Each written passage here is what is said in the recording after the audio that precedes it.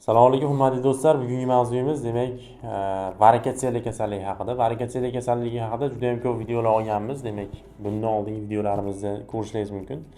Bugungi asosiy demak mavzuyimiz varikatsiyali urug' nol holatiga, ya'ni azospermiya holatiga olib keladimi?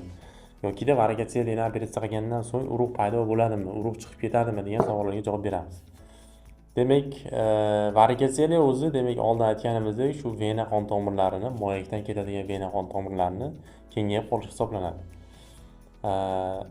Varikatsiyali kasalligi azospermiyaga, ya'ni urug' nol holatiga olib kelishi mumkin, lekin juda ham kam holatlarda. Demak, kitoblarda yozilgan juda kam holatlarda olib kelishi mumkin.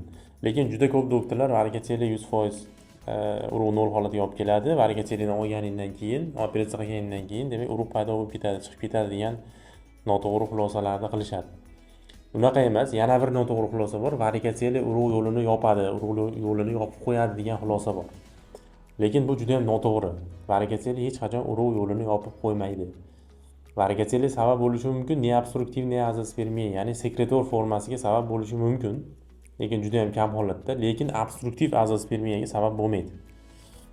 Shuni esdan chiqarmaslik kerak. Chunki bemorlar keladi, varikatsiyalini oldirdim, lekin urug' chiqmadi. Shu doktorlar varikatsiyalini olsa, o'sha urug' yo'li yopilgan bo'ladi, shu ochilib ketadi degan gaplarni aytishgan bo'ladi. Lekin bu xulosalar juda ham noto'g'ri. Varikatsiyali qachon operatsiya qilinadi? Operatsiya qilish mumkin mikroteziya operatsiyasidan oldin. Demak, agarda klinik ahamiyatga ega bo'lgan varikatsiyali bo'lsa, mikroteziya operatsiyasidan oldin urug' topish, yaxshi sifatli urug' topish uchun varikatsiyalini operatsiya qilish mumkin. Shuning uchun operatsiya qilinadi. Lekin obstruktiv azospermiya bo'lsa, boshqa sabab tufayli, jinsiy yo'lni yuquvchi infeksiyalar tufayli yoki qanaqadir kasalliklar, travmalar tufayli bo'lsa, varikatsiyalini operatsiya qilgan bilan urug' o'zidan o'zi chiqib ketmaydi. O'shuning uchun doim to'g'ri xulosa qiladigan, to'g'ri yo'nalish qiladigan, demak doktorga murojaat qilishingizni tavsiya qilamiz.